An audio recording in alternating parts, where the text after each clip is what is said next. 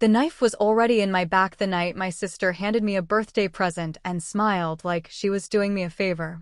"Open it, Liv," Claire said, voice honeyed and lethal.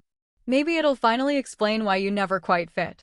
Inside the sleek black box, a commercial ancestry kit. She announced it loud enough for the entire restaurant to hear. "Let's see whose bastard you really are." Silverware froze. My mother, Diane, went the color of old paper. Claire just sipped her wine and waited for the blood. Most families have photo albums. Mine had landmines. I grew up in the big cedar house outside Seattle, the one with the wraparound porch and the permanent chill no fireplace could chase. Claire was the sun, I was the shadow that got scolded for blocking the light. Straight A's from me earned a distracted, "good job." A C- from Claire was proof she wasn't a robot. Mom applauded every breath Claire took.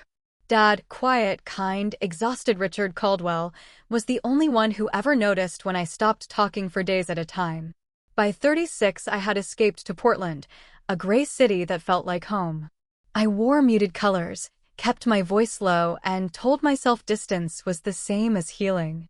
Then Dad died suddenly, heart attack, no warning, and the gravity of blood pulled me back.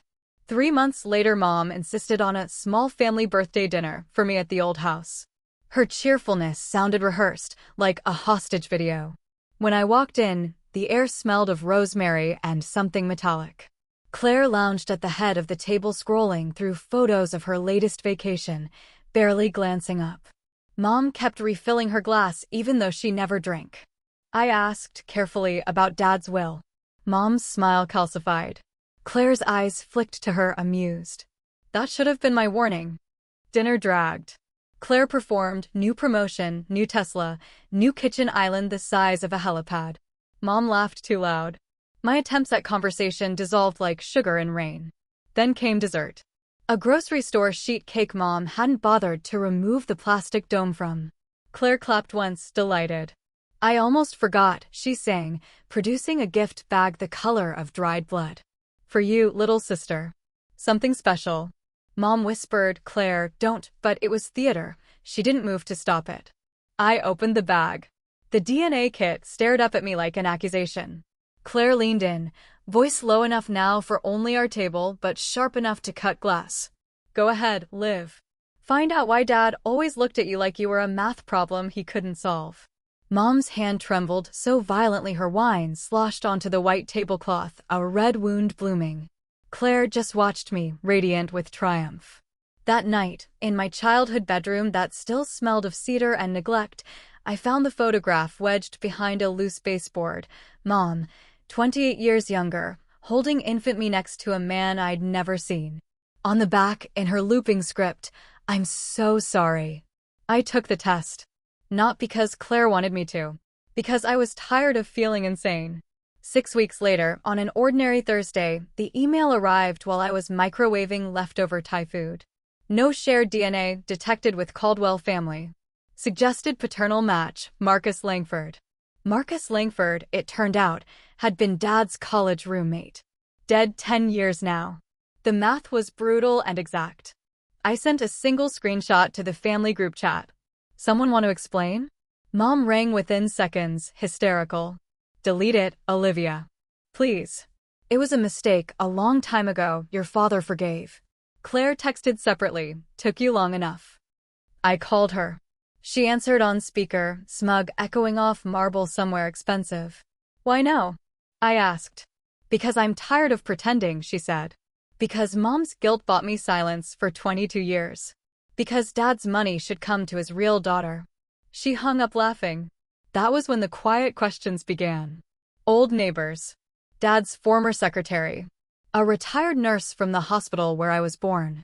Piece by piece, the picture sharpened. Claire had been meeting with trust attorneys for months, whispering about new information that would correct the records.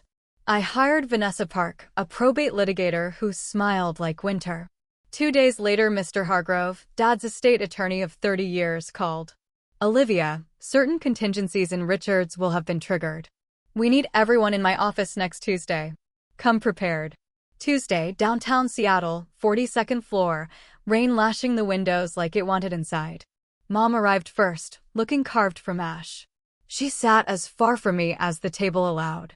Claire swept in next, designer coat, blowout flawless, flanked by a shark in a $5,000 suit. She smirked at me like we were still teenagers, and she'd just stolen my diary. Mr. Hargrove entered last, carrying one thick folder and one thin envelope. He didn't sit. Richard Caldwell anticipated sabotage. He began without greeting. This will was drafted 18 months ago, after he learned of certain inquiries being made. He opened the folder. To my daughter Olivia Marie Caldwell, I bequeath 80% of my estate, the house, the investment accounts, the cabin on Orcas, everything except the items specifically named below. Olivia is not my biological child. I have known this since she was 3. I loved her anyway. More, if I'm honest, because love was a choice I got to keep making every day. Claire surged to her feet. She's a fraud.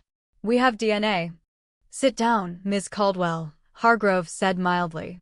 There's a penal clause for frivolous contest. You would forfeit everything, including the $280,000 in loans you accepted over the last 4 years, plus the $75,000 you moved from his account while he was in hospice. The room tilted. Mom made it sound like a wounded animal. Hargrove continued, voice almost kind. Richard hired an investigator when he grew ill. We have bank records, emails, recordings of you telling your mother the money would be repaid once the will was fixed. We have the shipping confirmation for the ancestry kit mailed to your home address 3 days before the dinner. Claire's attorney was already standing, gathering papers, shaking his head at her like a man abandoning a sinking ship. Hargrove slid the thin envelope across the table to me. One more thing.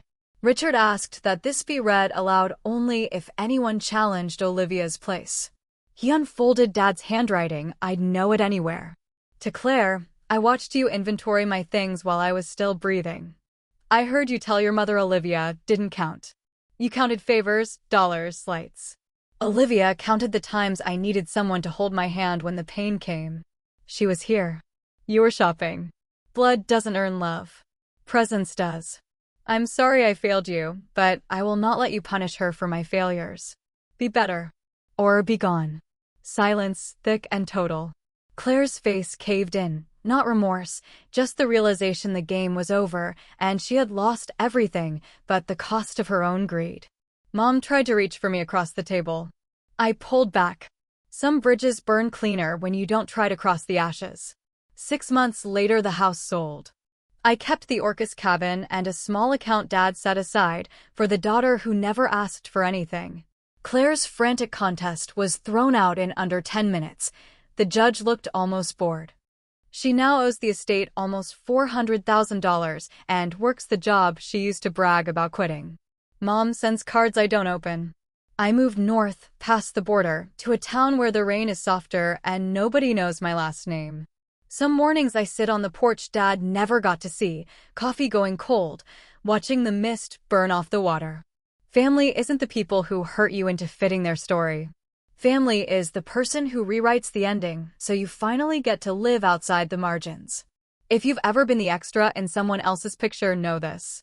The frame can be broken. The light can be yours.